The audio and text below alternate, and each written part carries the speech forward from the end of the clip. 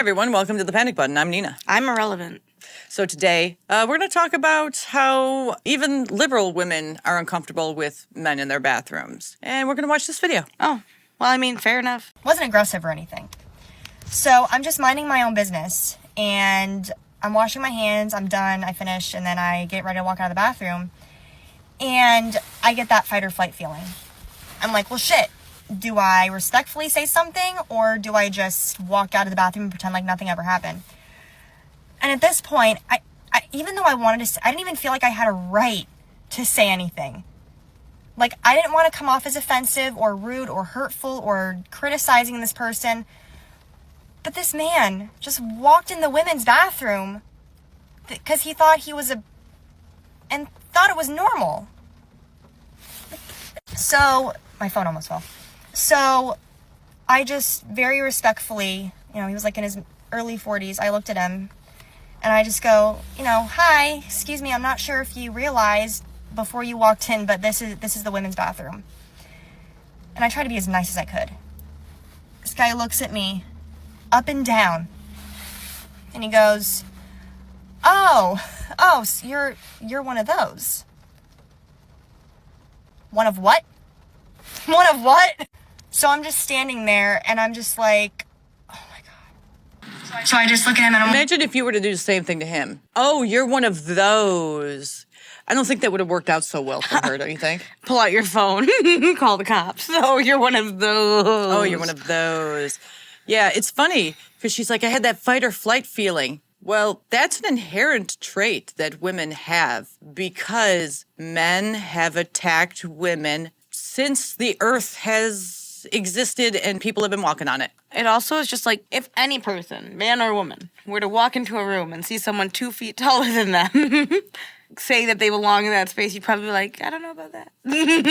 Yeah. You become intimidated. You have to realize the size difference, the build difference, the strength difference, and then say, am I really someone who belongs in this space? They don't care. That's the problem. He walked in like he owned the joint. It sounds like it, yeah. And it didn't even sound like he passed. Not at all. It sounded like he was trying.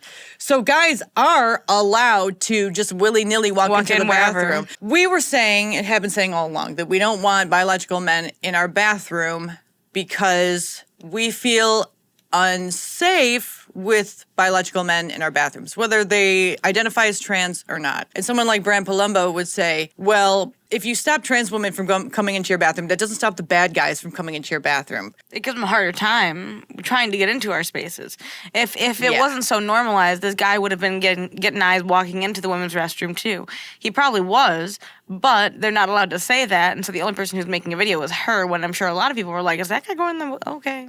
Yeah, but now they're afraid to say it now because you'll get shamed. It used to be the men would get shamed for going into the women's bathroom, but now it's the women who are in the women's bathroom getting shamed by the men going into the women's bathroom. Men just want everything. It seems like it. It's giving them incentive. Not like all men, but like some men just literally want access to everything. It's really gross. And it's also giving them praise. Like, oh, you're expressing your true self by going into the women's bathroom and you don't even have to pass, you just have to identify. The self-ID thing is the biggest problem. And it's this whole narrative of being kind and empathetic, but at the cost of what? Women's safety? Women feeling comfortable? What about little girls? How should they feel? Should they feel bad if some burly dude is walking into their bathroom and they feel uncomfortable? Should they just shut up? That's teaching women and little girls that if they feel uncomfortable, they need to ignore it. But one day they will come into contact with a very, very bad person who's going to be a man. Mm-hmm. They're not going to know what to do. They're going to feel uncomfortable.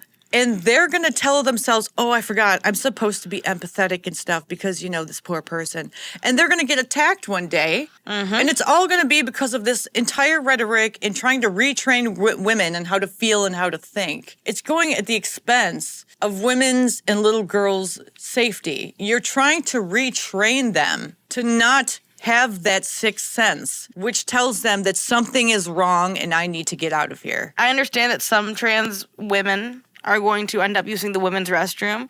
It's the fuss you make. It's how well you pass. And I know that people don't like to hear that, but it's genuinely those two things. How well do you pass, and are you making a fuss? Because that's the two complaints that we really have. Mm-hmm. Trans women want to blend in. But dudes identifying as women want to stand out, and both are intentional. Real trans women, we never had a problem with. Transsexuals, never had a problem with them because they blended in. They didn't give us problems. They didn't act like they owned the joint. They just went in and peed, and that was it. Like normal people.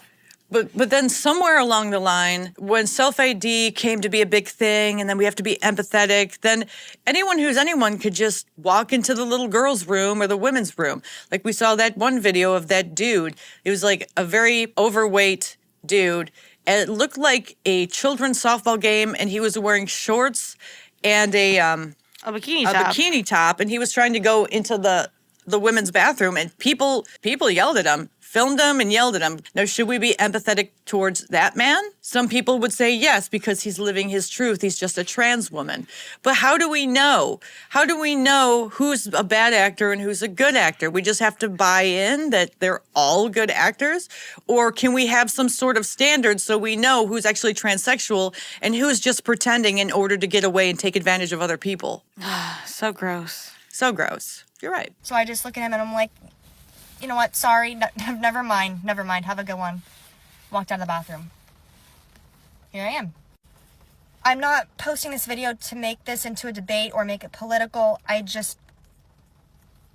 What has our country become to where a man can walk into the women's bathroom and think it's normal? I'm trying so hard to keep this appropriate and respectful, because I don't want this to get taken down. But I'm only posting this because this has never happened to me before. And as a woman, I never thought I would feel unsafe. And not just a Target bathroom, but in any bathroom. Like, this genuinely made me feel unsafe and scared. Because this is, like, normalized now. Like, okay, you're a man, you can just walk in the women's bathroom. Target, do better. Please do better. It's because we've normalized it. We've normalized men identifying as women, not even having to do anything to transition, just identifying, and then being able to do whatever they want. Now, bad men will be able to do whatever they want. But we used to shame them, and that used to work. But now we're not allowed to shame them because that's bigotry, so they can just do whatever they want, and women just have to bury their feelings. Aren't we told to not bury our feelings and to speak out? Hashtag me too, I guess. Hashtag you.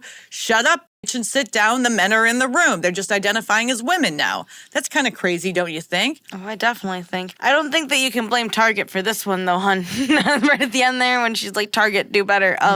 This has to do with the people you're voting in. This has to do with the way that the laws are carried out.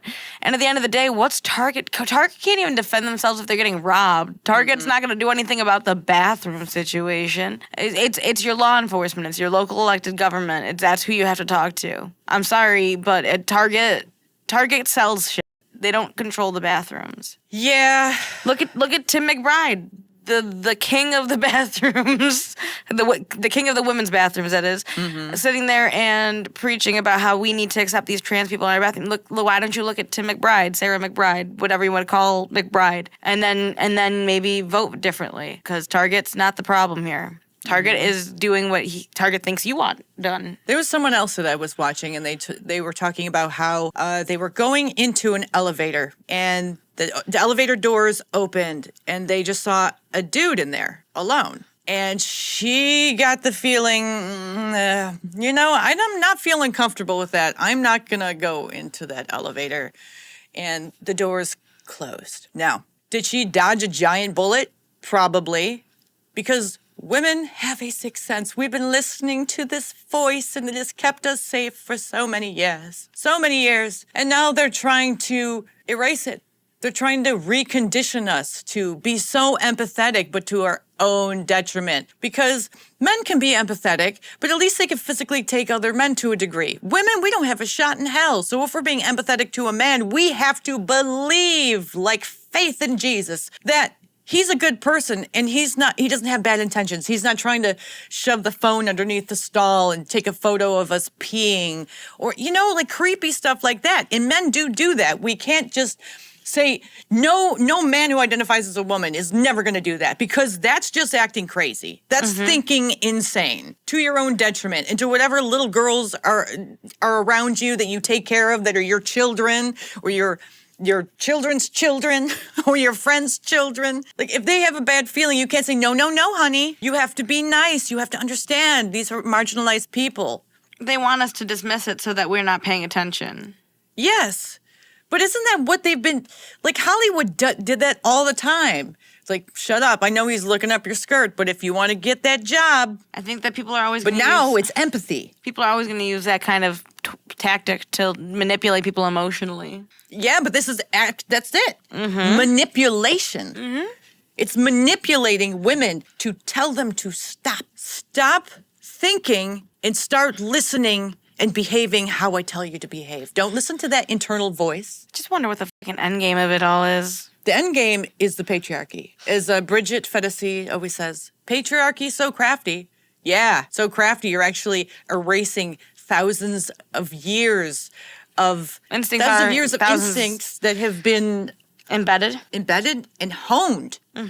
Honed for safety. The women who didn't have that instinct did not survive. They died. Dead. Gone. Dead ski. Bye-bye. Ow. Exactly. But the women who listened to that little voice and was like, I don't feel comfortable. What is going on? Men will never get this. I'm sorry, guys. You won't. Just believe us when we say this, because it's actually true. Scientifically, this is true. We listen to that little voice and it tells us we're unsafe.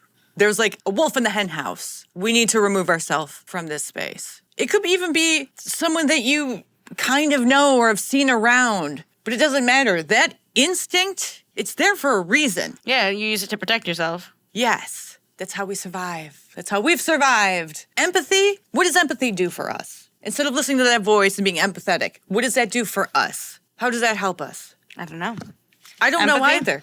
It helps the other person. I think having empathy it helps us in like maternal situations, but that's about it. I mean, like everyday situations, you know? I think feigning empathy can help you out of like a captive situation. Of course, and that's a different situation because you're pretending in order to get out of a bad situation.